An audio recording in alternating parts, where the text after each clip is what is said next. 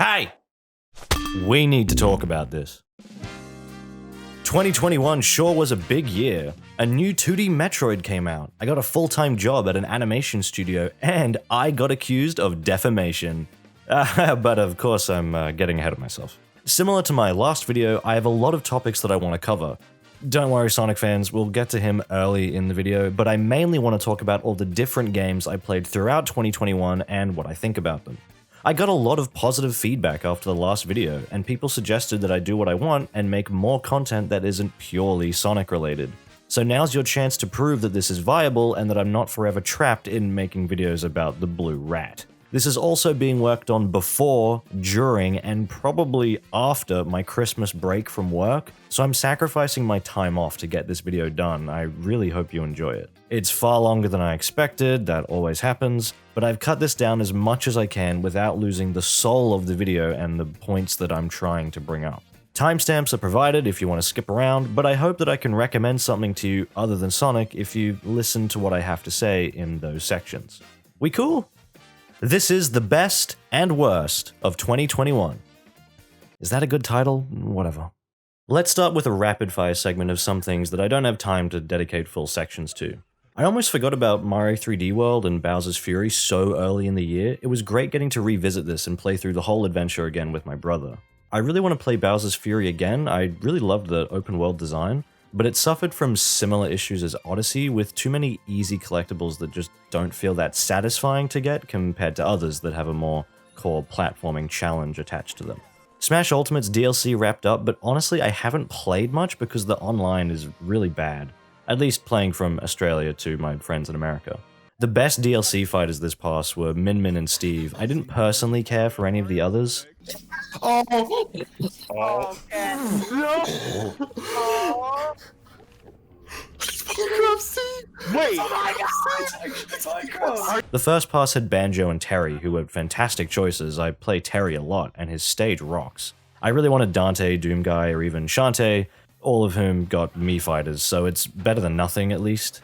Would have loved another Sonic character like Eggman, Tails, or Knuckles, since Sonic is pretty poorly represented in Smash, with lame stages, a lack of new music remixes, and a boring moveset. Speaking of which, ever heard of Rivals of Aether? I played this ages ago, but only recently discovered the wealth of content on the Steam Workshop, and it's so much fun playing as Sonic with an actually cool moveset. Somehow Virgil still has most of his DMC5 abilities despite sitting down in a plastic chair. It's pretty impressive. If you thought Sonic was boring in Smash, definitely check this out, it's a lot better. Ultra Kill got a grappling hook, still loving the development process of this game, please try it. The game where you can punch your own bullets is a pretty good sell if you ask me. Doom Eternal got some of the best free post-launch content I have ever seen, ridiculously challenging master levels that I spent hours trying to beat on Nightmare, and the recent Horde mode. Massive respect to id Software for creating what is likely the best FPS on the market right now, for replay value, quality, and the sheer amount of content available. I tried some Splitgate, which is Halo with a portal gun. It's ugly as hell, but it's pretty fun shooting through portals, even if it does have an annoying free-to-play battle pass system. Yuck. Halo Infinite's been fun too. I also messed around a bit in Red Dead Online. It's cool, but it's too grindy, and it needs dinosaurs, and I need to get to the single player. Ghost Runner was a beautiful, fast-paced first-person platformer, highly recommended. Wouldn't have hurt to have some dinosaurs. Played some more of The Isle, really cool getting to fly around as a Pteranodon and swim as a Deinosuchus, but it needs Second Extinction was a game me and my friends tried out, a multiplayer PvE shooter with dinosaurs, which I actually had little interest in, if you can believe that. I only played it because it was gifted to me. I wasn't that impressed with the way the game looked. I thought it looked kind of boring, the dinosaurs looked kind of ugly, and we dropped it real fast, although it was better than I expected in terms of game feel and movement speed. But regarding the enemy design and progression, this is a total grind and the opposite of what I want to see in an FPS. Maybe someday we'll get a decent survival horror dinosaur game, like a Dino Crisis remake or sequel, or a proper Jurassic Park horror experience. No, not that lame VR one, I'll talk about that later.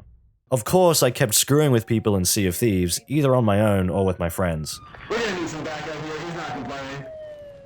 Okay, people, what seems to be the problem over here? We got a criminal here, I was sitting down now, okay, good. Where's your crew? You got a crew on you? That is very sad. I'm very upset to hear that. Now, let me tell you a fun little story. You see, I got this eye patch. You see, I put it on my eye, and it kind of got stuck, and I don't know how to take it off, and it's really painful. And oh, this is a player that guy just drops his treasure. I thought this was a. Oh, I thought this was a skeleton ship. Guess not. Oh boy. Holy crap! It was on the bottom. Oh, Do what you must. I've already won. Yar. if you've only ever played this game the boring way by ignoring other players, please give it a go and just go mess with people. The ship's gone. Oh my god!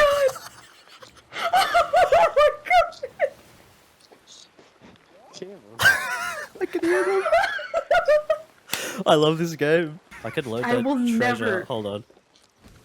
I will never understand how you get away with this. They've got a rowboat. Look.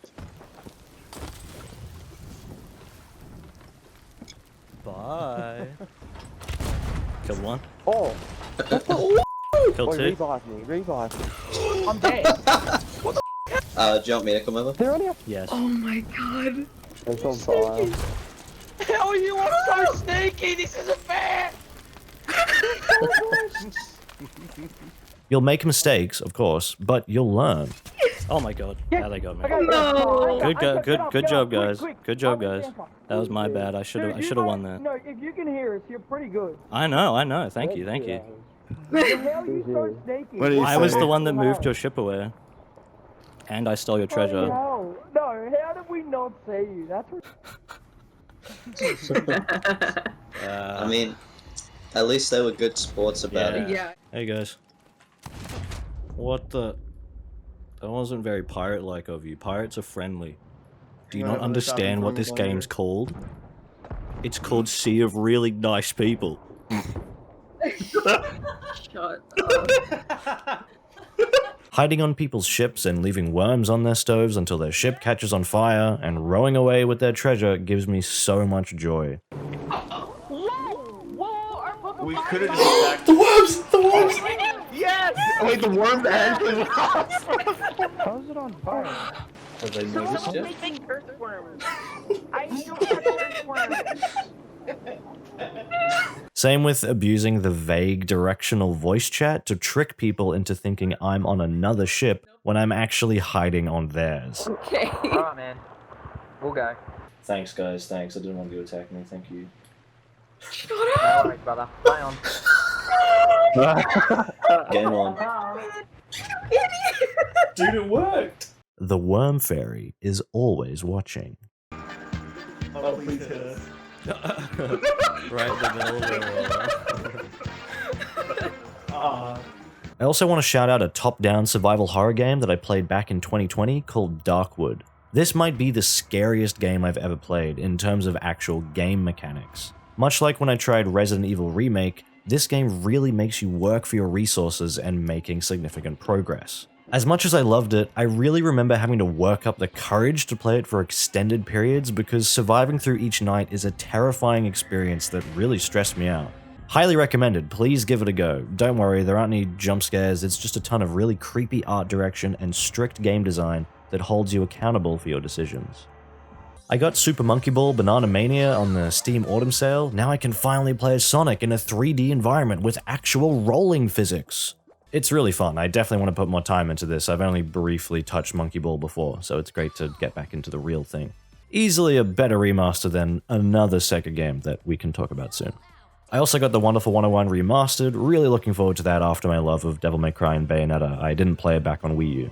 Speaking of which, we finally saw Bayonetta 3 after all these years, and right after hearing that Chris Homophobe is Mario. Who will be voicing Mario and his friends in the movie. First, of course, is Mario, who will be played by Chris Pratt. You can go write your angry comment about me being political now. Sorry that I don't like someone who hates an entire group of harmless people. I did think the trailer kind of looked like Astral Chain long before the dog thing showed up. I recognized the stylized Platinum Games art style from a mile away, and then got a huge shock when Bayonetta leapt on screen. I think her new design is cool, but something feels a little off about it. She seems so young and doesn't quite act the same way as before. She also has a different voice actress, and I'm not happy about that. I honestly thought before it cut to gameplay that maybe it wasn't actually Bayonetta, but a character from Astral Chain dressing up as her for some weird DLC tie-in thing, which would have hurt really bad, of course, but something just felt weird. The demon controlling stuff looks fun, but I hope it doesn't overshadow the core, more one-on-one DMC-style combat of the series by becoming too big and cinematic. Still, of course, I'm excited to play this next year, even if Devil May Cry 5 probably set the bar to an unreachable level for any other action game to match. Still no Arc 2 stuff. The announcement of that game might be the funniest thing that's ever happened to me in my life. No way. No.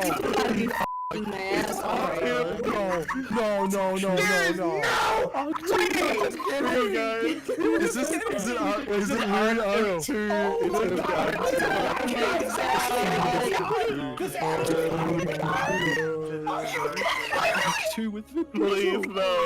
One last thing, not game related, just some movie stuff. Mitchell's vs. the Machines is another movie with the tone and team behind the Lego Movie, Spider-Verse, and Gravity Falls, so it was fantastic and it made me cry.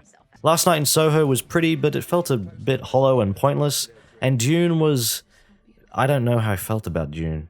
It ain't no Blade Runner 2049, I'll tell you that. I didn't feel any real emotional investment with the characters, unfortunately. Okay, now it's time for the first big segment, and we're going to be talking about Sonic. Let's go. Consider this segment a follow-up to my last video, a critique on Sonic in 2021 from back in March. I'm going to cut to the chase and say that I'm not too happy with Sonic's 30th anniversary, or at least not happy with where the core game series is at. There have been lots of cool supplementary things, like these new toys from Jakks Pacific. I'm still waiting on my Death Egg robot to arrive because Australia doesn't get to have cool things. The beautiful 30th anniversary classic Sonic comics from IDW, and the Encyclopedia, although that's more of a guess because at the time of recording, I haven't got my copy yet. Oh hey, there it is. This is all without mentioning the incredible Sonic Symphony, an orchestra and rock concert that made my eyes well with tears while watching it at work the day it was released. Some games got done a little dirty, like CD and Heroes, and honestly even Sonic 3 and Knuckles didn't have as great of an arrangement as the others, but this is such a highlight for Sonic this year, and I wish it could have also been an in-person live concert. So, after all that praise, what actually went wrong? Well, we got our first Nintendo Direct-styled presentation called Sonic Central, and it was pretty bad. Dialed into hip-hop culture. It was where we got our first look at Sonic Colors Ultimate, a remaster of an 11-year-old Wii game that looks significantly worse than the original. I don't even like Colors that much, so that doesn't help either. I was honestly shocked at the reception to this remaster when it was first announced, because me and all my friends immediately wrote it off as cheap and ugly from that first trailer. It really hurt because despite my indifference to Colors as a game, I adore its visual aesthetic and soundtrack, and this remaster completely ruins it with awful bloom, broken visual effects, and redone lighting. The remix soundtrack is kind of awful too, aside from a handful of tracks where Jun Senoue gets to wail on the guitar.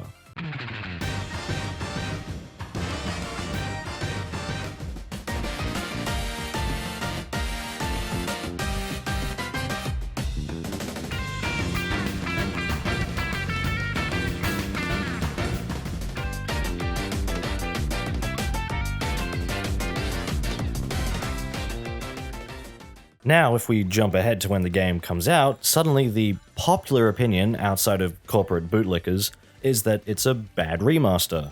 Dang, who could have seen that coming? As the only game to be released for Sonic's 30th anniversary, this is beyond embarrassing, and Sega should be doing everything they can to prevent this from happening again. This weird idea that Sonic games aren't rushed anymore is delusional, because as I've said before, every Sonic game is rushed. There are always cut corners, missing features, and tight deadlines for every release. This is nothing new.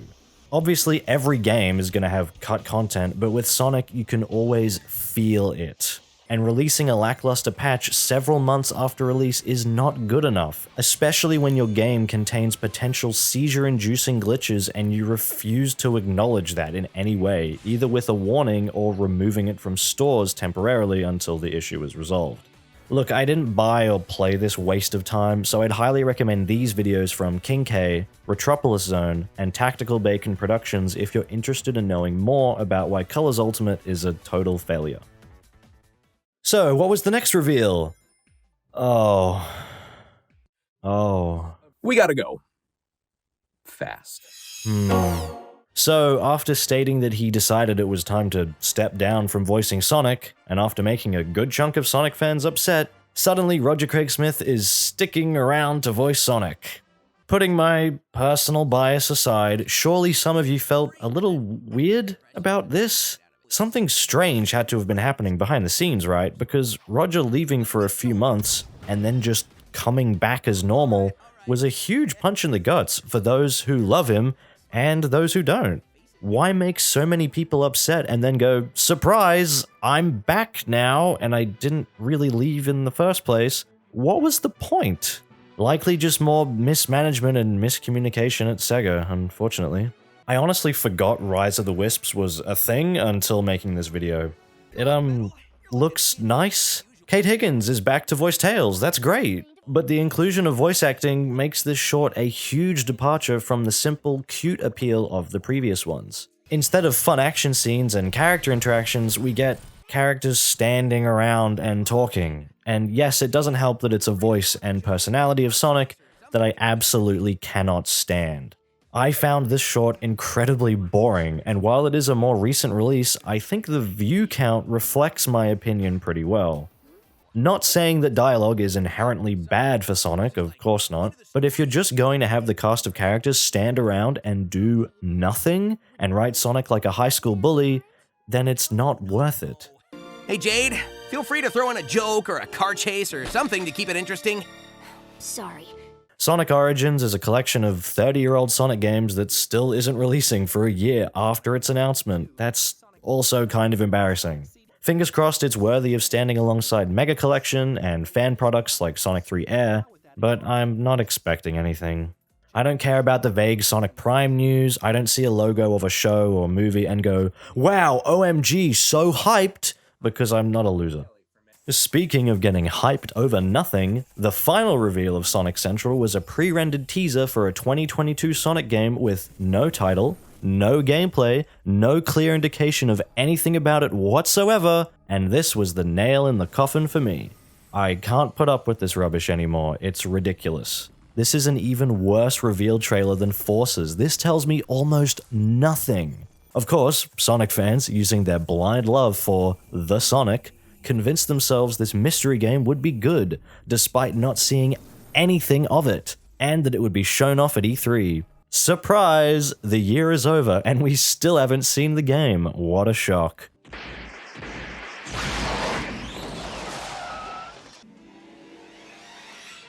Hey, this is Kalen from the future here. Originally I said we didn't see anything of this game all year, but then while doing this video, the Game Awards happened and we finally got a glimpse at the now confirmed Sonic Frontiers. They're really doing it this time, an open-world 3D Sonic game, something I've wanted for a long time after adoring fan projects like Sonic Utopia. Here's the problem though. Once again, Sonic Team are allergic to actually showing off any gameplay, so what the hell am I supposed to say about this game? I hope it's great, but the aesthetic isn't particularly Sonic-like to me. And it's being directed by Morihiro Kishimoto, who previously worked on Black Knight, Colors, Lost World, and my favorite, Sonic Forces. Not a good sign, but I'm reserving any overtly cynical judgment until we actually see the game. All I needed was a clip of Sonic rolling down a hill and launching off an incline, and I would have had some hope for once. Also, we have confirmation of Ian Flynn, the writer of Sonic in the IDW books, writing this game. That's incredible. I'm finally seeing some of my dreams come true here. It looks like many of the leaks that we got earlier in the year were actually legitimate, which is funny because they were the only reasons anyone was talking about this game after its vague CGI trailer, because there was nothing else to go off. I may as well address the movie here too. It's still very much a sequel to the first one and retains the obnoxious pop culture references. Wait a second, did you steal that from Oprah? But I actually think it looks kinda okay. Sonic's fur is a little less gross, but I guess they gave all the hair grease to Knuckles because he's covered in it, but he looks really good otherwise. Tails lost his saturated orange fur, that stinks, but the inclusion of far more game elements and locations with less of Sonic in a car is wonderful. It's not actually that different to what I outlined in my last video, from what I can tell, except it's still mostly set on Earth, with Sonic and Knuckles fighting in some dude's backyard instead of a cool, stylized location. Tails is voiced by Colleen, his voice actress from the games, and not a celebrity. That's a huge victory. She does a great job. Knuckles is being taken seriously and not played for laughs, and Sonic still sounds far better than he does normally. I might actually pay money to see this on opening weekend, but I'm not sure. Unlike Frontiers, I've seen a substantial amount of content from this movie to form some kind of opinion on it, and it's definitely more positive than my thoughts on the first movie. Oh, come on. Much later in the year, we got the Steve Aoki concert, which was absolutely terrible. I sure as hell didn't watch it, I just skimmed through. Good job on Sega for not only making something this laughable and unrelated to Sonic, but also supporting someone who's crazy about NFTs. Unleashed is now playable in 60 frames per second on Xbox Series X, which, as much as I made fun of the weird cult surrounding that game last time, I genuinely think that's really cool, and I'm happy for the fans of that game. It must feel really cool. So, after all that, I'm still not super happy with where Sonic is at after his 30th anniversary. While we did eventually see some more of the new game, it still isn't quite substantial enough to win me over. Even though the idea of an open-world adventure accompanied by Ian Flynn's characterization could be stellar. The toys, comic books, and Symphony have been a delight, but things like Colors Ultimate really do not help the image of Sonic as a game franchise. At least we aren't getting another boost down a hallway game, and we ditched the old writers, but the mostly lame voice actors are sticking around, and I still have yet to see if the new gameplay style is really up to snuff. Originally in this script, I said I was resorting back to jaded cynicism, but I have just a tiny bit more hope because of Sega's confidence to show this off at such a big event. Let's just hope it doesn't feel like an awkward imitation of Breath of the Wild and can instead truly feel like a Sonic game. Some rolling physics would be a great start.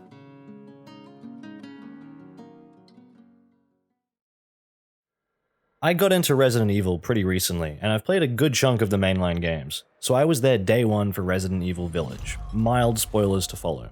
Visually, it's stunning, although I had to use a mod to increase the field of view, not crazy about that. The castle segment was surprisingly short, which is a shame because it really felt like it was going to be a much bigger, interconnected map like the original games. Instead, you breeze through, killing all of the sisters and Lady Dimitrescu, and just move on to the next area, never going inside the castle again. It's a strange change of pace for a Resident Evil that felt like it was going to go more in that slightly non-linear puzzle Metroidvania direction.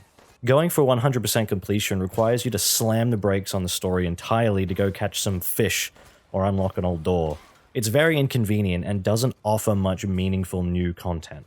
I prefer when Metroid-style games weave you through old areas during the main campaign and provide you a shortcut to accessing optional secrets that you missed before. The puzzles are lame, the infamous piano one especially, and the story gets pretty bonkers, with one particular boss fight towards the end of the game that is so absurdly stupid I thought it was hilarious. I'd love it.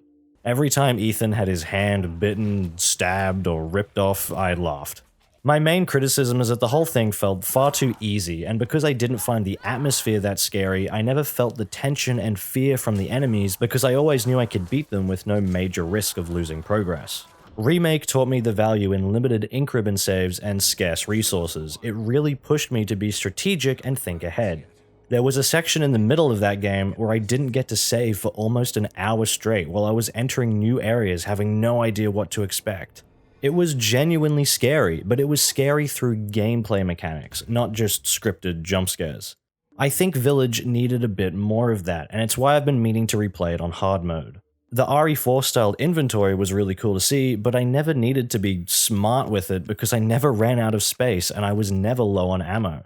This is definitely a kill all of the zombies Resident Evil game, and not a conserve your ammo and run away from the zombies Resident Evil game.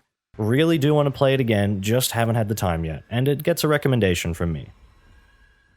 And speaking of RE4, much later in the year we got RE4 in VR, unfortunately exclusive to the Oculus Quest 2. But I also own a Quest 2, and I had a discount code, so I picked this up, and I love it. Resident Evil 4 is kind of scary now, but it's also easier since you have much higher weapon accuracy. You can knife a downed enemy while shooting another one, or dual wield your guns.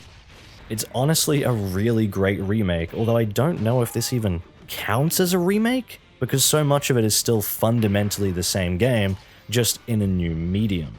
I'd say this definitely earns the Half-Life Alyx status of must play if you have a VR headset. It does have some shortcomings thanks to it being based off an old game, such as the weird QuickTime events and cutscenes that break first person, but considering those limitations, they did a fantastic job.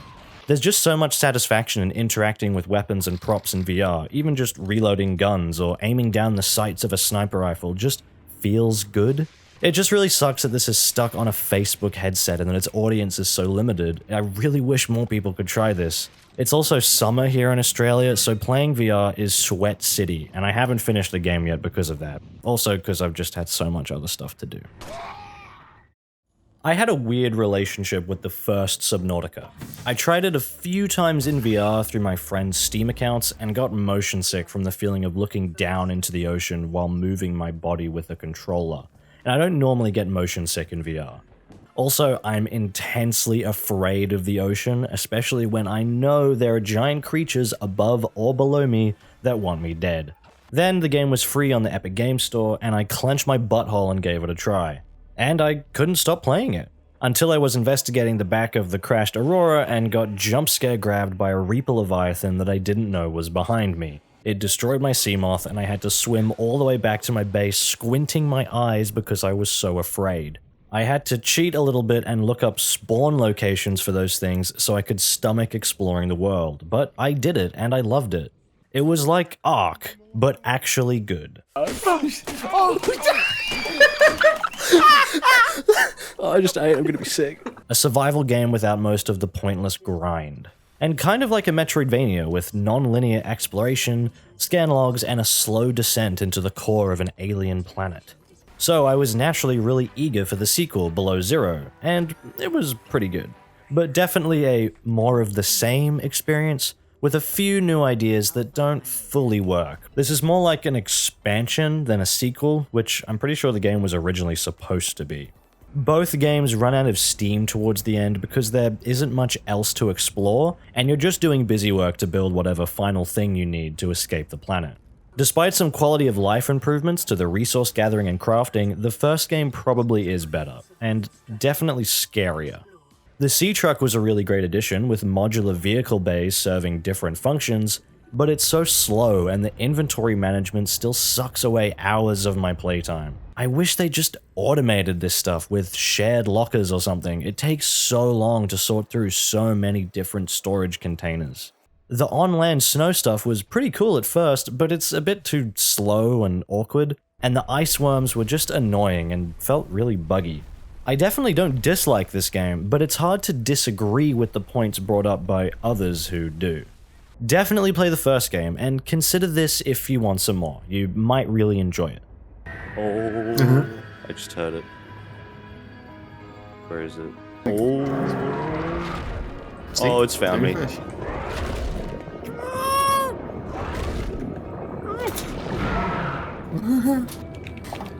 You don't see me. I'm not here. How did I live through that? Oh my god. That was very lucky. I almost pooed myself. Fun fact, Crash 1 was one of the first games I ever played, so I was eager to finally play Crash 4 when it came to PC.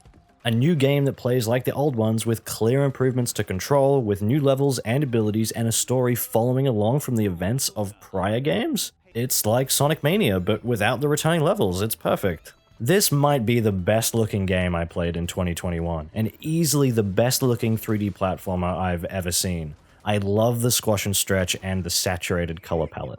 Pretty early on through playing this, you might notice that getting all the boxes in some stages is a big pain. There's often just one or two boxes that are deviously well hidden. You might also notice the sheer amount of boxes in each stage begins to hit obnoxiously high numbers. Then you're doing levels that are mostly the same as previous ones, but with another character, and with even more annoying boxes to find.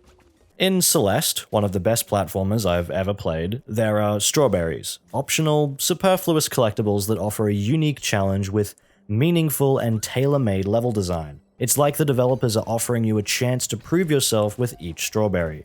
Similarly, getting all the boxes makes Crash more fun because it's how the game best uses all of its mechanics. It tests you a lot more. Celeste also has golden strawberries for super bragging rights. They're exactly the same, except if you die once, you lose the strawberry. The core content is fundamentally the exact same as before, but now you need to replay an entire level if you make a single mistake. Unfortunately, a lot of Crash 4's requirements for gems are very much akin to the golden strawberry design formula, except not just for bragging rights. This is how you experience Crash 4 the way it was meant to be played, like the previous games, and how you get the unlockable outfits. It's just not fun. I gave up getting 100% maybe 3/4 in. I just couldn't take it anymore. And it stings because, Jesus Christ, the game looks and feels so good. Crash is so much fun to control, the stages are beautiful and varied, but man, I just cannot be bothered to waste my life getting 100%. The soundtrack is really disappointing too. For example, there's a super pretty level based on New Orleans where you're platforming through Mardi Gras and a ghost band plays alongside you, but the music never really goes anywhere. It doesn't build up to a huge big band swing piece at all. It feels like that's what they're trying to go for, but it just doesn't reach that level. Compare this to any song from something like Cuphead or Mario 3D World, or even like the casino levels in Sonic. It just doesn't fit.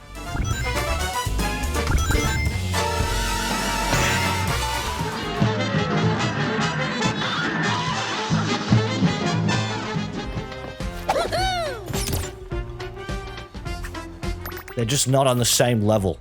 Overall, a wonderful game, but they made 100% requirements absolutely stupid. Crash is at its best when it pushes you to use all your moves to beat tricky platforming challenges, but it goes too far here. And playing the game just level to level doesn't have the same type of satisfaction as getting all the boxes and all the hidden gems. I adore the art style and animation. I would love to see a sequel to this game, especially if the Crash brand can somehow unclutch itself from the claws of Activision.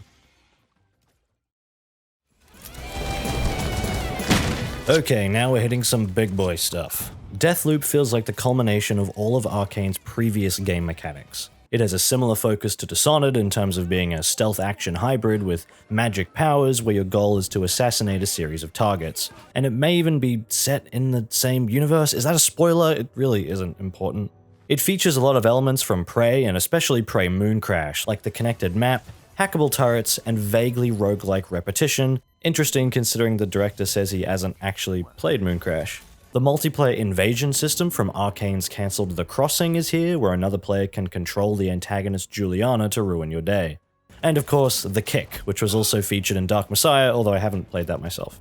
I remember playing the first Dishonored and save scumming like mad once I reached the first major target, trying every single possible method of taking him out that I could think of. It was so much fun, and I wish time travel was an actual game mechanic and not just me cheating, and Deathloop feels like a response to that. I was anticipating some cool experimental stuff with this time loop gimmick, but I didn't really feel like I had the same breadth of options compared to Dishonored. In that series, the power set feels a lot more versatile, and the addition of a morality system with narrative consequences adds a lot of intrigue to how you play.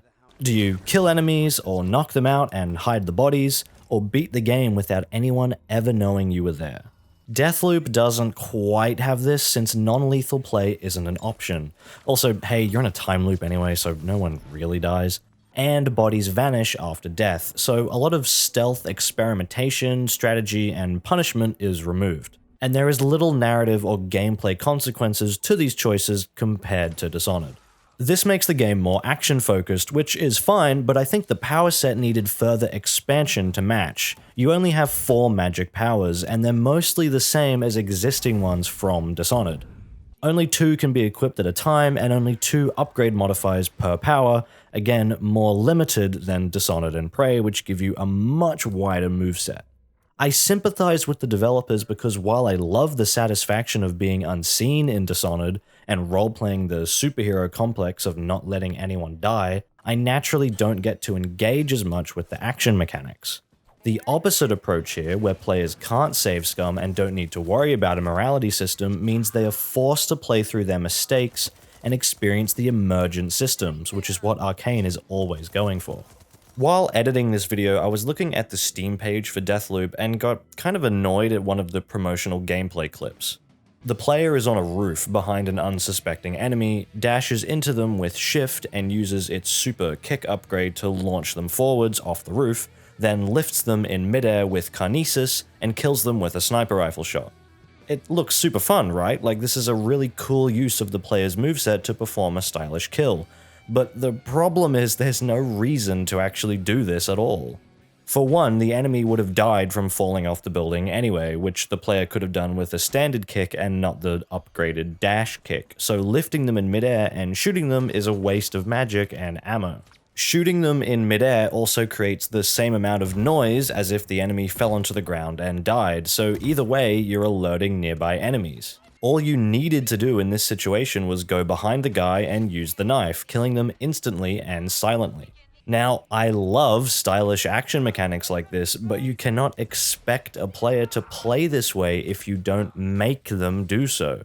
In Devil May Cry, enemies are aggressive and have a lot of health, and come at you in numbers. This encourages you to use the stylish action mechanics to launch them into the air and do some crazy combo that prevents them from attacking you, while also keeping you safe in the air away from the other enemies. If the demons died in 2 or 3 hits, you could just button mash and never actually learn the action mechanics.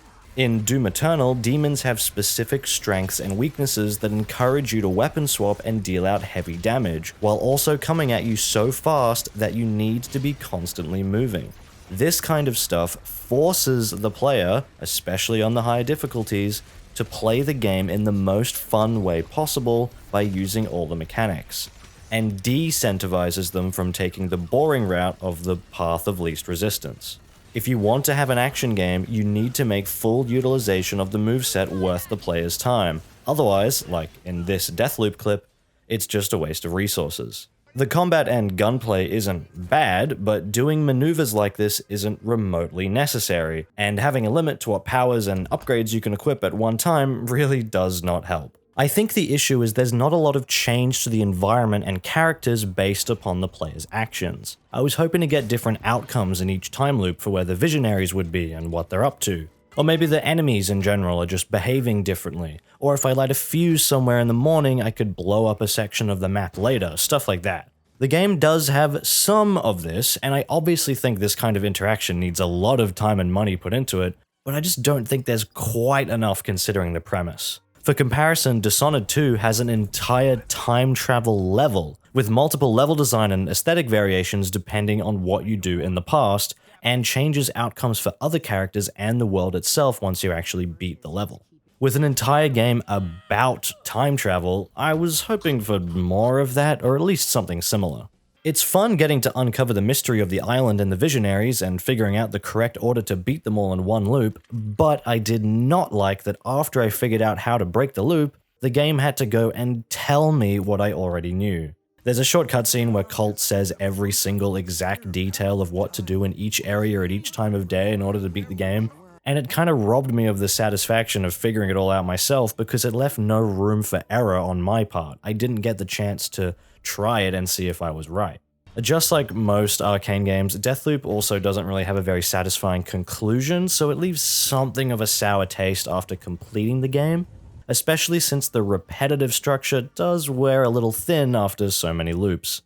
I gave up on some side quests because I just couldn't be bothered to spend so much time jumping between different times of day anymore to earn some boring trinket that makes my footsteps 5% quieter. Which leads us to the somewhat randomized trinket and weapon system that I'm not a fan of.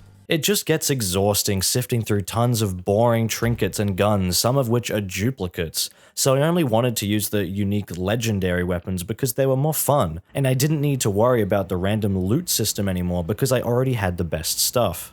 Sorting through superfluous upgrades like gun do more damage up close or gun reload 0.2% faster is just not fun at all. I much prefer a tailor-made set of guns with a few optional upgrades, not this extreme amount of minor gameplay changes, especially when you're so limited by how many of these you can equip, and not all perks are created equal. Do you want a double jump, or to be able to hack things 10% faster? I need to stress that I really enjoyed this game a lot. I'm just comparing it to its siblings that I hold to a very high standard. The level design is, as always, incredible. If you want the true experience, please turn off objective markers and let all the details soak in. If you don't know where to go, just follow the environmental cues in the world from signs, maps, and objects on the horizon. The flow of combat and movement is excellent. I love kicking enemies off cliffs, and the environments are colorful and detailed enough that I want to explore just to see what's around the corner. I think the source of all my complaints is derived from the multiplayer invasion system, because with the PvP component, everything needs to be balanced. It's a really impressive system, and it's very fun. The problem is that the game had to be balanced between two players. If Colt could stop time like Corvo, or see through walls at any time, the multiplayer would be totally broken. So from a PvP perspective, you have a pretty impressive toolset compared to most other action games, but from a single-player perspective, especially against past Arcane games, it just feels a bit lacking. Hiding from real intelligent people instead of AI is exhilarating and tense. That's why I do it in Sea of Thieves, although sometimes I blow my cover on purpose and get Juliana over with as soon as possible. I was also getting invaded almost every single time I entered a new area, so it did get a little annoying. What I really need for Deathloop is a full second playthrough to see how I really feel about it, since I've played the Dishonored games, Prey, and its Mooncrash DLC more than once as well, so it's not super fair for Deathloop right now. Sometimes playing these immersive sims a second time opens your eyes to how many areas you missed and mechanics you didn't fully utilize on your first go-around. The game also recently got patched with updated AI, but I can't comment too much on that without a full replay. I don't have time to fully replay every single game I'm mentioning in this video. Do you know how long that would take me? Deathloop earns a highly enthused recommendation from me. Easily one of the best games I played in 2021, and I hope Arcane continues to deliver great titles like this. But there's another game with some similar ideas that really deserves the limelight. If you've been paying attention, you might have heard me refer to a little game from 2019, Outer Wilds, as being the best game I've ever played.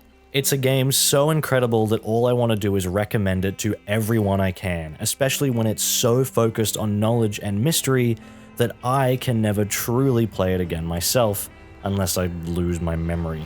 This makes it very difficult to recommend because I don't want to give away anything, like all the cool things on each planet and the satisfaction of solving the solar system's weird sci-fi puzzles. Everything is a spoiler in some way, so I'm trying as hard as I can to not reveal anything major in the background footage of this video.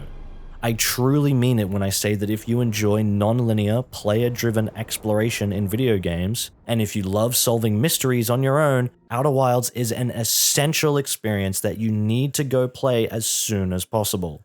And it gives me great pleasure to say that 2021's DLC expansion, Echoes of the Eye, is equally as amazing as the main game. Just finding where the new content is for Echoes is itself a puzzle. It's great. Right from the outset, there is clearly something more sinister and scary behind the new areas you discover, with light and darkness playing a major role. The main game was designed to feel like you're exploring a national park, sitting at campfires and roasting marshmallows. There are still areas that are dark and creepy, one in particular, wink wink if you know you know, but it's overall a quite comfortable, safe experience, even though space is extremely dangerous. Here in the DLC, however, the setting, atmosphere, and lore are far more intentionally frightening. It's a great change of pace.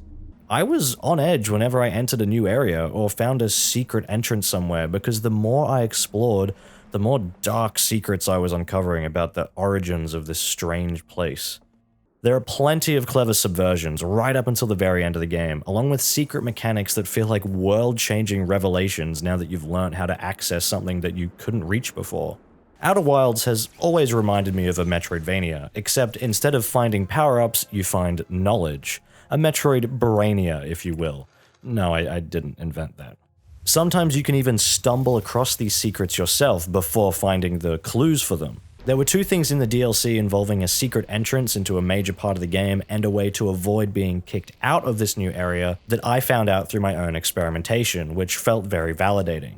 Piecing together the order of objectives to access the final area, especially after a certain repeated event occurred and a sound cue that I'd heard so many times finally made sense to me, God, I actually felt like such a genius. I had a hypothesis, I tested it out, and it worked flawlessly. I still don't know what that noise is about. Why does it make that sound?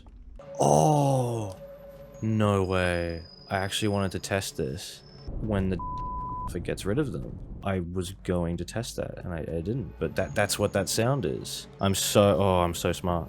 I'm so smart. My only negatives with this expansion are surrounding some of the later game horror sections to make this as vague as possible. The visibility is so low that I wasn't sure of the intended method of navigation. You have your own source of light, but let's just say it could make things worse for you by using it. Oh my god!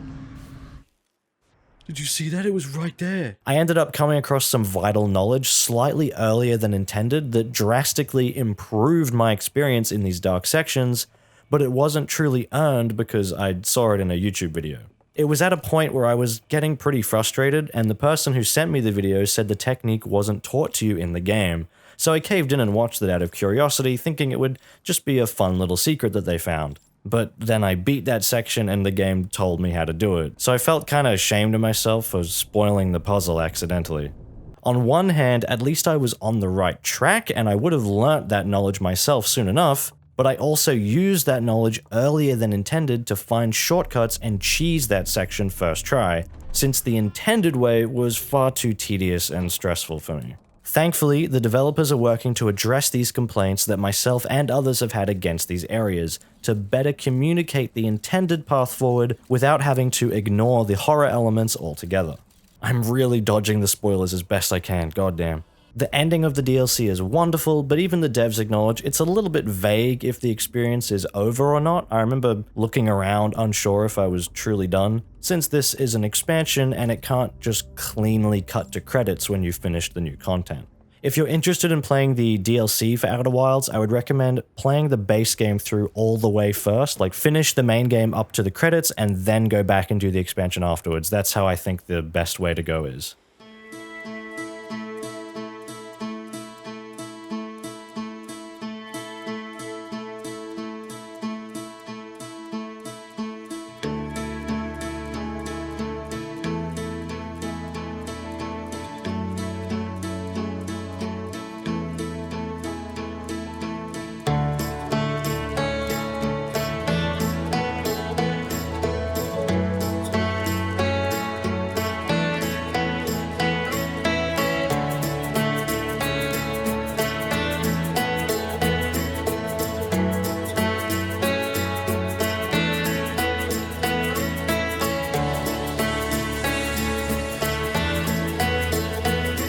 If any of this stuff sounds interesting to you, play the game and don't look up anything else. Cherish your first experience because you will never, ever get to have it again.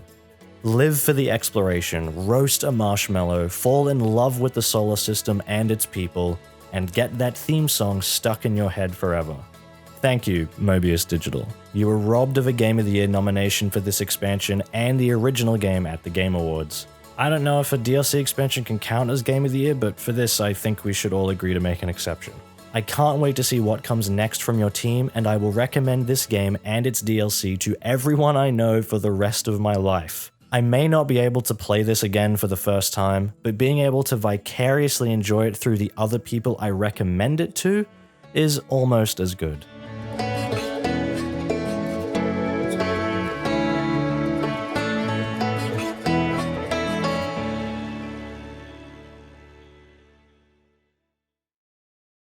Okay, after all that glowing praise, there can't possibly be anything else this year that rivals that, right? Oh, hey, it's my wife.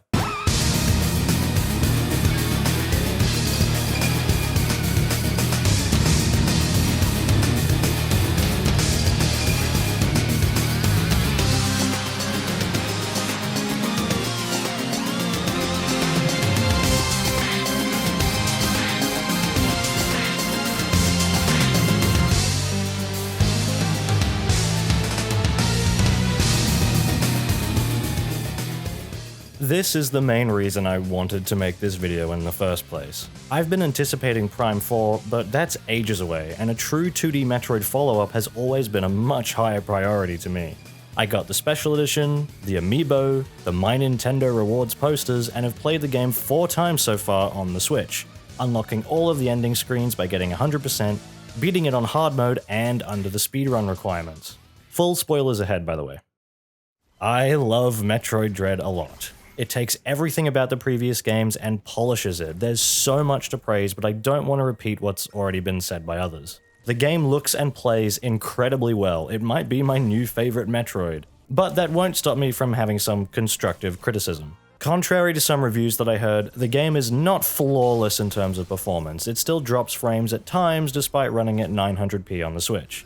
Hey, it runs pretty damn well on Switch emulation, and I think that's amazing. Just buy the game on Switch and then play it on PC if you really want. Attacking emulators for offering a better experience is ridiculous, even if the game has just recently been released. Of course, you should support it officially if the game is still available, which in this case it is, and if you want to emulate it, why not? You're not hurting anyone. All the footage that you're seeing here from me is on Ryujinx at 1440p, and it's superb. The outcry that I saw over articles simply reporting the news that the game ran great on emulators was ludicrously childish and disgusting, honestly. I've gushed about Samus's suit design from Super and Prime 3 before, but the new Dread suits might be my favorites. The white highlights and blending of hard edges and curves creates a very unique and appealing look, and I adore the lightning motif across the Varia suit. I was really curious to see if they were keeping buff Samus from the 3DS, a great modern take from how she looked in Super Metroid, but we barely get a glimpse at suitless Samus, not even a thumbs up at the end. The Metroid suit is awesome. I love the way Samus is animated when she turns into Doom Guy and claws onto Ravenbeak. She's swaying her weight around to gain footing on the floor, fighting with all her might. I would have appreciated seeing if there were more physical changes to her under the suit, but maybe it would have been a bit too similar to the phase-on corruption in Prime 3. I gotta admit, the soundtrack is pretty weak here, which is disappointing considering the legacy of past titles. There aren't many memorable themes, but at least that isn't relying on remixing the same handful of tracks from Super Metroid again. The sense of atmosphere is still felt in moody, rainy areas with churning waves below, but it doesn't feel quite the same as walking on Cretaceous in Super Metroid, for example.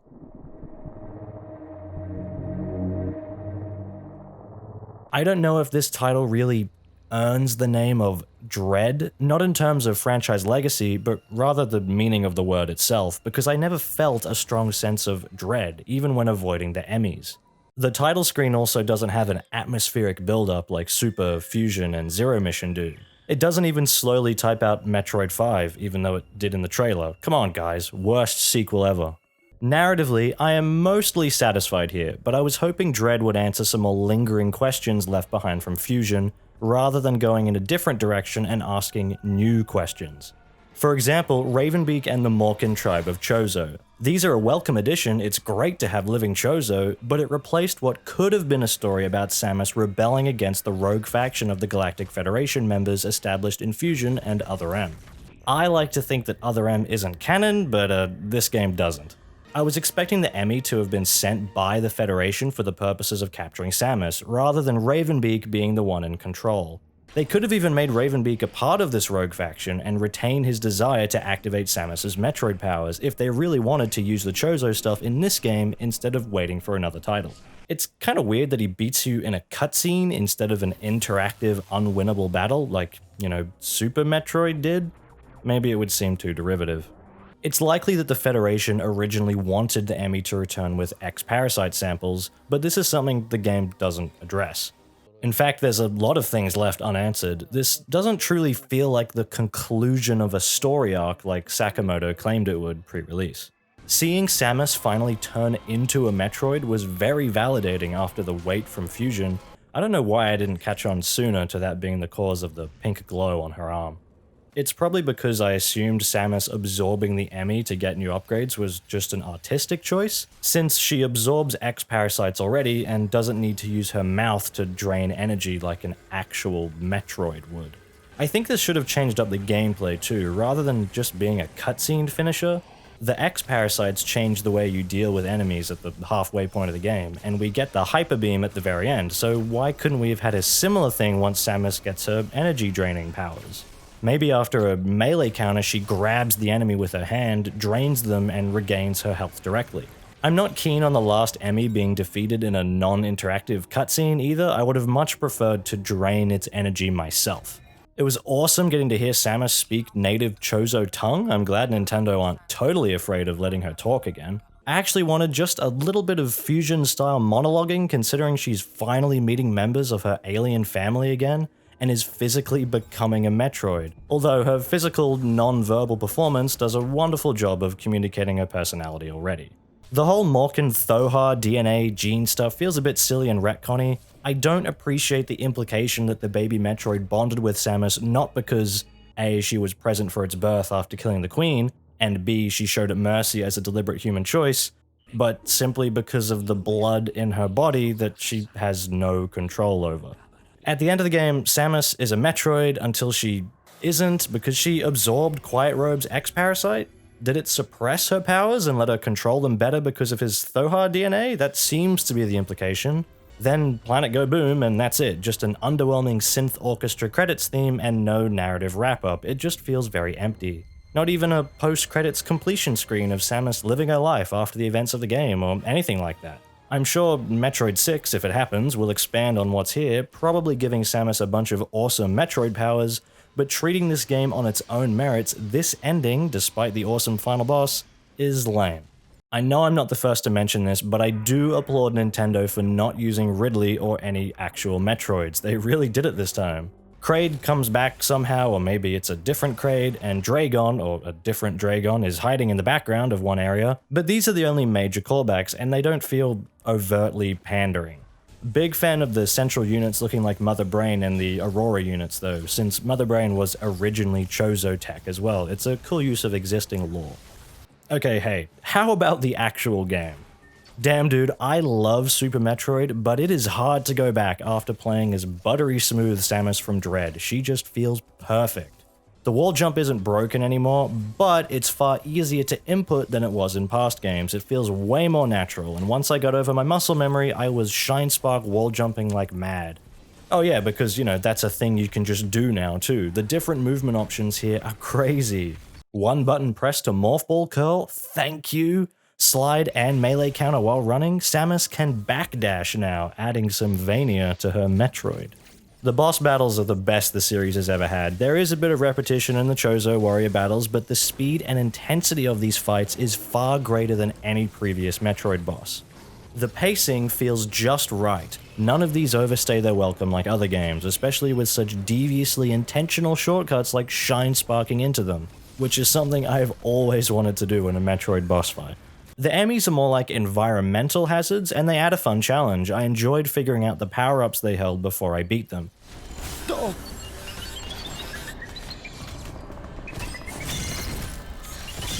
It's neat that the wave beam shoots at Samus through a wall in a cutscene. It's kind of an early clue. I try to avoid using the Phantom Cloak because it slows you down, but I love the risk-reward of it using your health when you run out of Aeon, along with the perfect timing required to parry the Emmys instead of it just being an unavoidable instant kill. I've been getting better at doing those more consistently. And the sequence breaks, oh my god. Despite the game rarely telling you where to go, I never got truly lost. I think the designer's invisible hands are felt a little too strongly here for my liking. So it was a pretty huge shock to me after I finished the game and started seeing all the sequence breaks flooding my social media feeds, and that they were clearly intentional by the developers. Taking the secret speed booster path down to get the gravity suit, and then having to use your shine spark to escape since you don't have the space jump yet is a big highlight for me. Even bigger is when I accidentally beat the game without the space jump on hard mode. I was already at Ravenbeak's doorstep and I just kept going, and then had to beat him and escape the exploding planet without an infinite jump. It was super tough, jumping off walls to avoid his Omega Cannon and having to create clever methods of escape with Shine Sparks and Morph Ball bomb jumps before the timer ran out. I think sequence breaking reveals a bit more genius in the game design, because first time through, I found it very odd to get a double jump and then almost immediately get the space jump afterwards.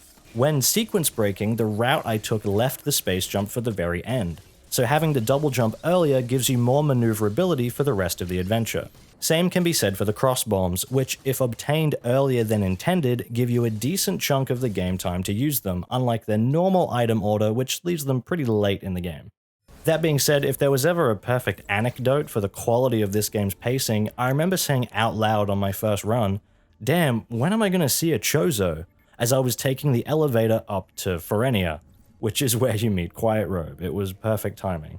It's somewhat disappointing to not get any crazy new power-ups, even though existing ones feel much more fleshed out than before, like the Grapple Beam and Speed Booster especially. Is the Spider Magnet, like, really even a power-up? This is basically just the ladder climbing introduced in Fusion, obviously more complex, but it's still nothing crazy. Dread is a confident return to the foundation of the genre that Metroid established, and thankfully ignores a lot of the conventions from other modern titles.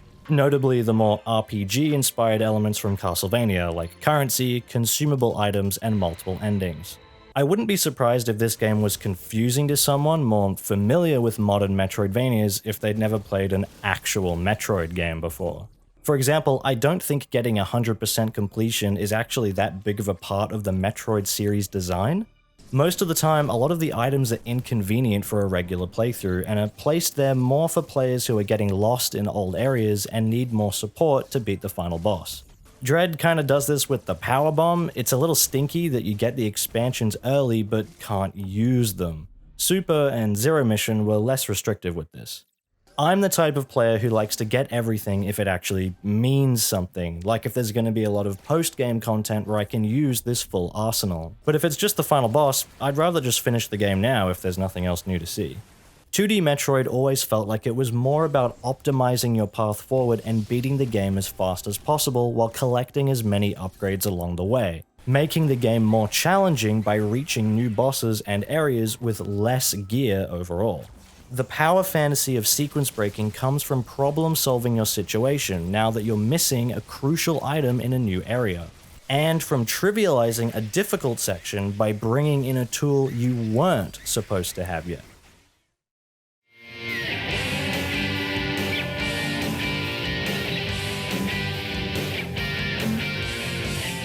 So, Metroid Dread is fantastic. I am so proud of Mercury's team for pulling this off with such effortless amounts of polish and finesse, and there are plenty of other videos out there deconstructing how well made this game really is. The amount of work that must have gone into this is worth celebrating for years to come. Thank you all so much for delivering a worthy follow-up to some of my favorite games ever made. I cannot wait to see more from the series now that Nintendo is finally taking it seriously again, hopefully with a more satisfying narrative next time. Welcome back, Samus. It's great to see you again.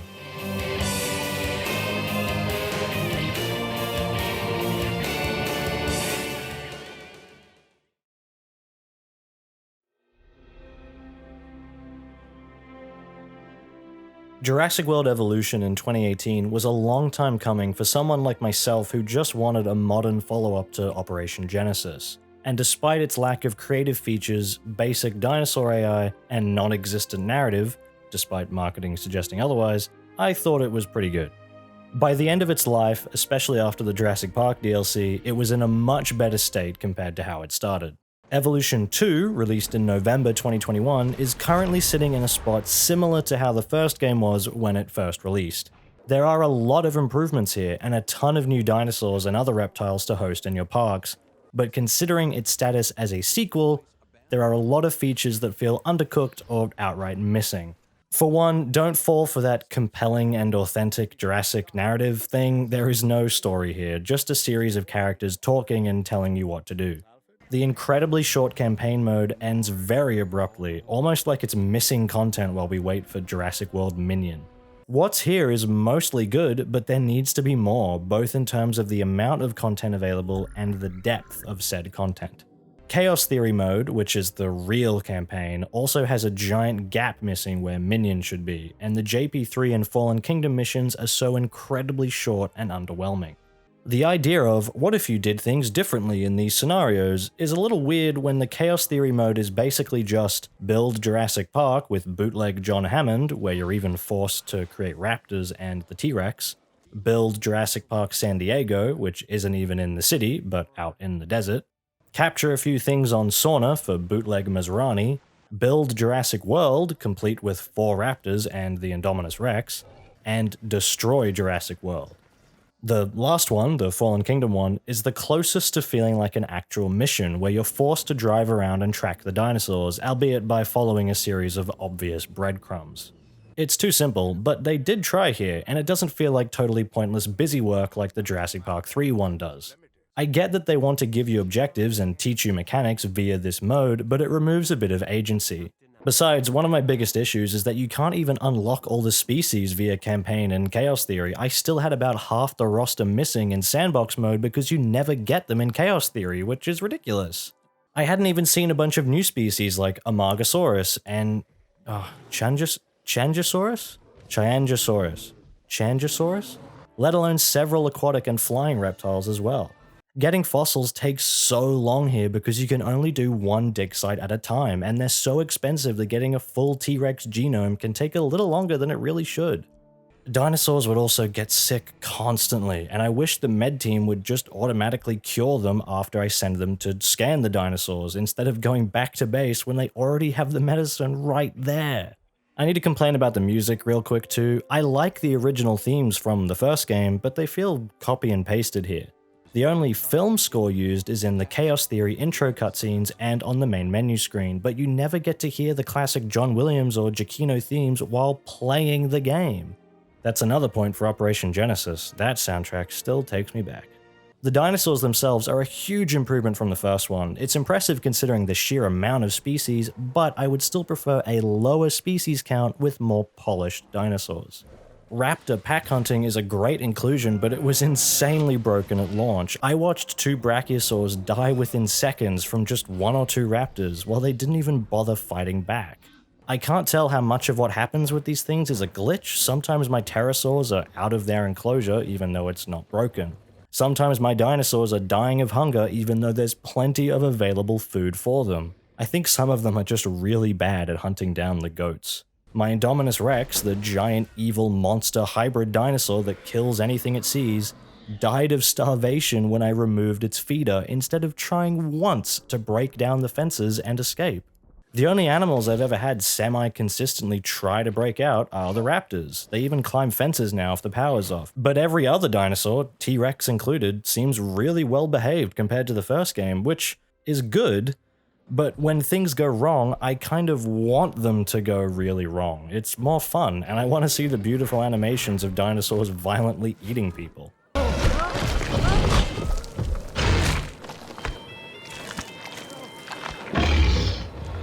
Maybe it's just because the Rexes are kind of chill and will happily cohabitate wonderfully with the compies now. It's really cute. My biggest issue with evolution as a concept is the mix of action and management elements. Am I supposed to be designing beautiful enclosures and viewing galleries for my dinosaurs using lots of decorations and painting the terrain? Well, the decorative options are quite limited, as is the terrain control, and there are only a handful of guest attractions, which are basically just glass window and glass windows, but they move. Well, maybe I'm supposed to be focused purely on the challenge of maintaining my dinosaurs and going out to stop them from killing the guests when a violent storm breaks out, or if the raptors just get a bit pissed off. But the action mechanics are pretty simple, and there's very little risk or strategy involved when approaching a dinosaur, nor is there much impact when they kill your guests. Most of the time, you won't even realize they've killed anyone because the game just doesn't tell you, even though it's kind of a huge deal. Very happy with the look of the dinosaurs here. The T-Rex looks incredible, way better than it looked in preview images, and far better than all the fan mods that claim to be a more accurate Stan Winston design. They're not. I love some of the new additions like the Attenborosaurus, Geostonbergia, and the Cryolophosaurus. The Carnotaurus fights the Sinoceratops. We have a Stygimoloch. We just all love the Stygimoloch. We just all love the Stygimoloch. We just all love the Stygimoloch. No. We all love the Stygimoloch. We just all love the Stygimoloch. Hey, it's me, Chris Pratt. I'm your best friend, Stygimoloch. It's me. How's it going? I gotta hold my hand up. Oh. And all the bootleg voice actors sound like crap, but it is hilarious. What people experience at Jurassic Park is beyond calculation. Name's Grady. Owen Grady. My job here is to look after the well-being of the dinosaurs. As a boy, I loved to play with toy animals. And now, with this island and the dinosaurs, I have the greatest toy set imaginable. Why were we missing the Jurassic Park 3 Pteranodons, the Raptor Pen, and the Redwood trees at launch? Come on guys, this was all in the last game. This segment will likely be very outdated over time. It already was while I was writing this thanks to the release of the early Cretaceous pack. As much as it's cool to keep getting more paid packs with new animals, adding stuff on top of the problem does not fix the problem, but new creatures are thankfully accompanied by a free gameplay update as well. I still maintain that a game should launch in a complete state and then receive fun extras, but unfortunately that's not the standard anymore. Maybe wait for some more patches and a sale if this really does interest you. At this point, I'm kind of cool if they wanted to add more Mesozoic creatures like prehistoric crocodiles. Imagine an exhibit that combined the lagoon with the land, but that opens up a lot of technical issues. More decorations and creative options would be appreciated, and I'm sure there'll be a big update that adds minions into the game in time for the new movie. Come on guys, first you made a movie about the king from Minecraft, and now you're putting minions in the next one?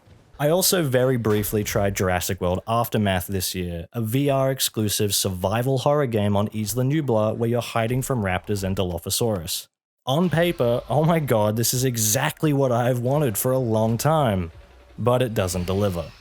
The stylized art direction is just not very appealing or immersive, and the actual gameplay sucks. It's very boring, it's not scary. I hid in a locker and repeatedly slammed the door open and shut over and over with a raptor staring right at me, constantly shifting from seeing me in the locker and getting ready to attack, and then going, huh? Where did he go? When the locker was shut.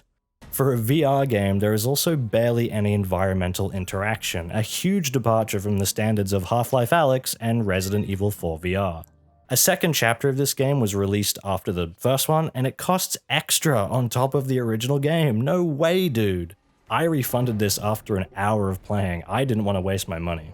And while it didn't launch in 2021, I have to shout out the Minecraft Jurassic World DLC. It's one of the best gameplay experiences I have ever had with the Jurassic IP. It's quite simple, but it vastly exceeded my expectations for a Minecraft expansion, and it was so much fun exploring the map, seeing the dinosaurs, and managing the park from a ground level when things go bad. Finding the ruins of the original T-Rex paddock and visitor center was so cool, and visiting the Montana dig site from the first film.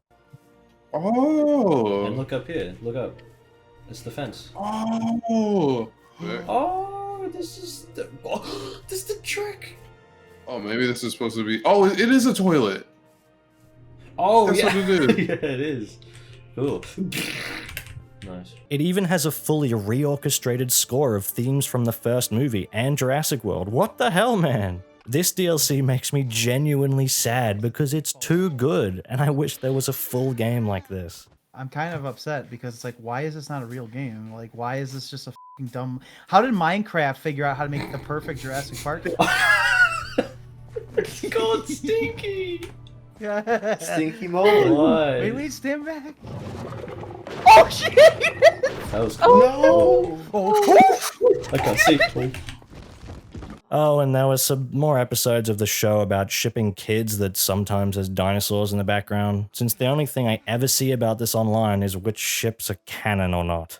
Season 4 had robot dinosaur dogs that shoot lasers and are voiced by Roger. Unauthorized perimeter breach. With invisible biodome walls and another island with dinosaurs on it. And this show is canon. My brother and I would keep track of how many times the dinosaurs would trip over and run into walls because this is a baby show where the kids can't get hurt. or when the kids are in a horrible life-threatening situation and start cheering and shouting for no reason.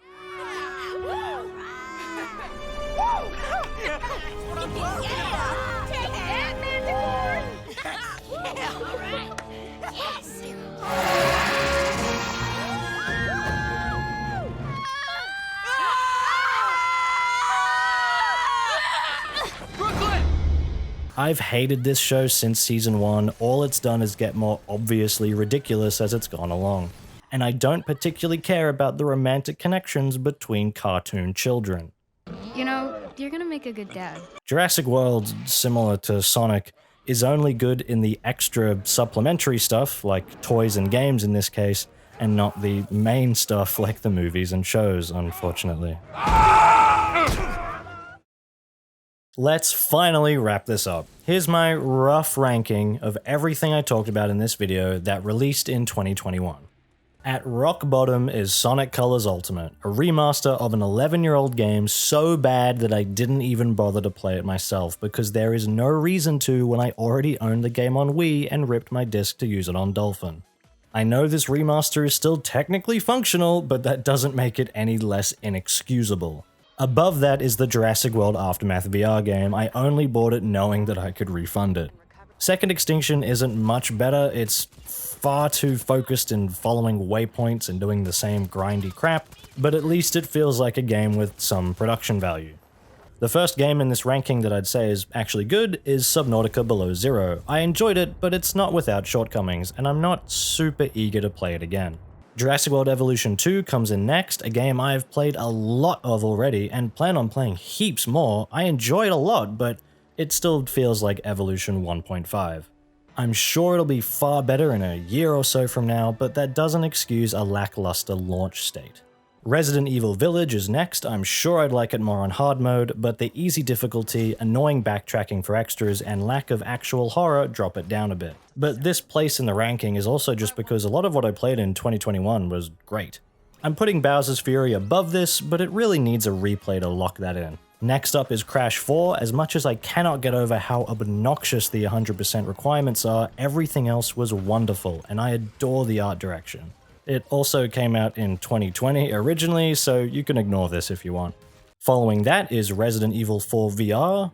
Does a VR remake or remaster of a game from the mid-2000s count as a Game of the Year candidate for 2021? I'm putting the DLC and post-launch master levels and horde mode for Doom Eternal next up too. No, it's not its own game, but goddammit, it's great content for those who want to master the Doom dance. Okay, top 3 now. Deathloop. More gorgeous level design, art direction, and immersive gameplay from Arcane Studios. Needs a replay so I can figure out how it stacks against Dishonored and Prey. Number 2, Outer Wilds, Echoes of the Eye. It's even more of the best game I've ever played, but I can only play it once, and never again. Yeah, it's DLC, but it may as well be its own game. Number 1 is, it's Metroid Dread, my favorite game of 2021. Easy. Such a proud, ambitious return for the series without having to resort to pandering nostalgia like Sonic Mania did. An excellent, fantastic game, and it's a shame it didn't win Game of the Year at the Game Awards, although it at least won Best Action Adventure, so that's really important.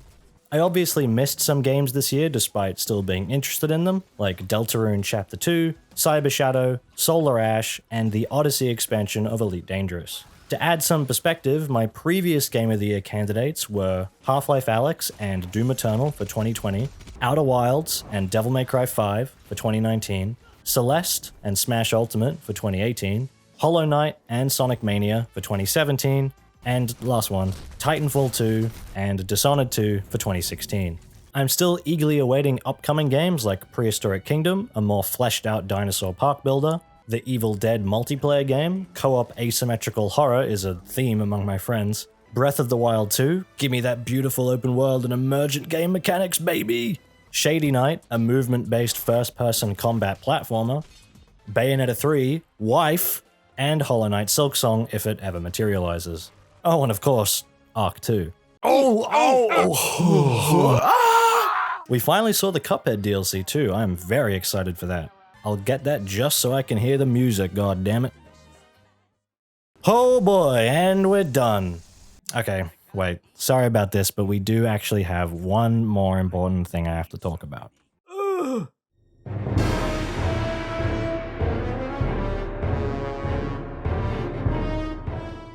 Alright, I'm sorry about this, but it needs to be done.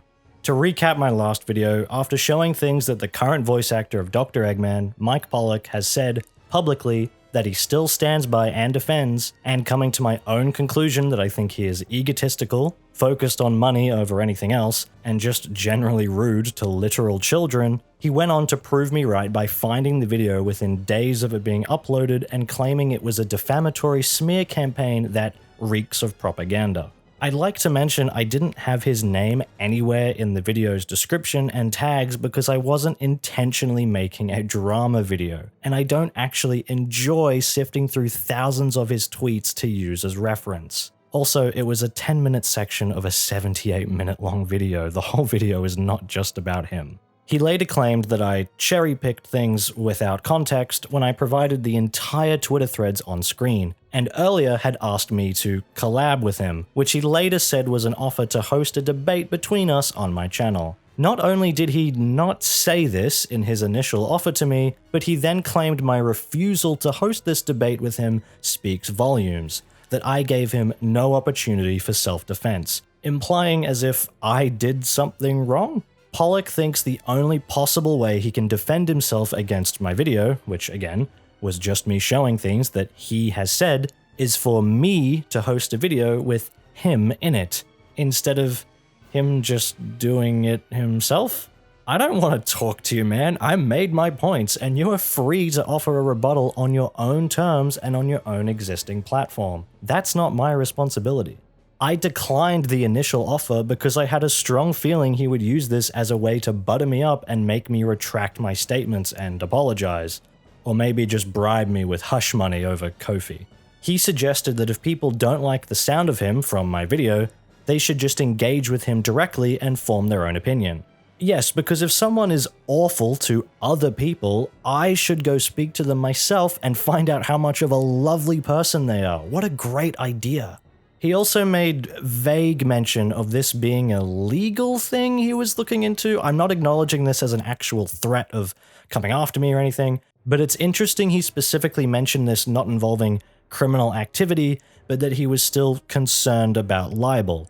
Libel, slander, or general defamation requires the said statements to be false and unjust, yet Pollock and his fans have yet to offer me a single thing I said that was untrue. Some people thought I was calling him a conservative, which I quite literally said the opposite of in the video. Rather, I noticed his behavior was similar to hateful people and therefore worrying. I offered my subjective opinion of how he behaves, but I did not make any false statements that I claimed as fact. And for someone who claims that a fan-made video of Eggman on Twitter threatens his ability to feed his family, could Pollock even afford to sue me anyway? Funnily enough, during the pre-production of this video, Pollock had to embarrass himself further by starting drama about NFTs in a reply to Roger Craig Smith wishing Steve Aoki a happy birthday, and then complaining when people rightfully took issue with his uninformed centrist position on important world issues. He also brought the idea of being American into it for some reason, just inventing an imaginary person to get mad about and then wondering why people didn't agree with his bad take. Refusal to take a side against unjust systems is siding with those unjust systems. The only thing necessary for evil to triumph is for good men to do nothing. Thank you, Alucard. Maybe for someone who complains about needing to take whatever job he can for money, he could have an opinion about issues like this and realize it's a product of right-wing capitalism that his basic needs aren't afforded to him. But Pollock himself claims that he isn't smart enough to understand that. He also claims that part of why he remains apolitical is to get ad campaign offers from both sides of the political spectrum, so how far does this lack of believing in anything actually go? Would Pollock voice an ad campaign for a hateful group, such as something known for racist or homophobic beliefs, even if it wasn't blatantly obvious on their marketing? Or would he not care because it doesn't personally affect him and he just wants that paycheck? I'm not accusing anything here, I'm just curious as to how far this ignorant mindset goes. My favorite part about this is that Roger had to tell Mike to shut up and untag him from the Twitter conversation because Pollock routinely piggybacks off anything Sonic related that Roger says and inevitably starts long debates in the replies for days on end, which I'm sure Roger loves to keep getting notified of. Can you imagine if Roger Craig Smith, voice of Sonic, went name-searching himself all day, starting arguments with random people, refusing to apologize and saying that this is just how I am because I'm from New York, or whatever other excuse Pollock uses? Why would that be seen as unacceptable, but we give Pollock a free pass? Maybe it's because he tweets so often that no one can be bothered to read all of it. I never wanted to destroy the dude's livelihood, because how could I? I'm putting a spotlight on the many, many things he has already released publicly into the world, so if it backfires on him, that's his own fault. Like this distasteful comment about school shooting survivors, for instance. I just want Pollock to be held accountable and realize the error of his ways, and hope that everyone else can learn some valuable life lessons. Advocating for people to just see how things play out regardless of which side you take is an ignorant, juvenile mindset. World issues are not always about, do you like apples or oranges? Sometimes they're about, do you think this group of people should have human rights? Or, do you want to destroy the planet we live on in the quest for more money? Go cry about me getting political again. I don't care. Get over it and grow up. And let's help protect the planet we spend our lives on. Do some actual research, form an opinion, and help change the world. And no, Mike Pollock, recycling your egg cartons is not enough to stop climate change when megacorps are pumping fumes into the atmosphere all day. Okay, for real now, I'm done. I wasn't originally going to include that last section, but I did think it was something quite important and I didn't want to just leave things unsaid and brush them under the rug. I started writing the script in early November. It's really hard to work on YouTube videos when you have a full-time job. It's likely you won't hear from me on here again for a long time, but as I always say, I'm available on Twitter and Discord if you want to see more of me. I hope you all enjoyed hearing me talk about non-Sonic things for a change. This is the kind of video I've actually wanted to do for a few years in a row now, and that 2022 delivers even more great games for me to talk about in a future video. I'm aiming to visit LA again if the world doesn't explode. Please get vaccinated and stay safe, everyone. My last video performed really damn well. It was the best launch I've ever had, so I'm really thankful for that and all the support I received afterwards, especially from the more controversial parts. I don't expect this video to do quite as well because it isn't solely about Sonic, but that's okay, and I hope you liked the animation at the start because I put a lot of extra time into those for every single video. Thank you so much for taking the time to listen to me today, and I'll see you all next time.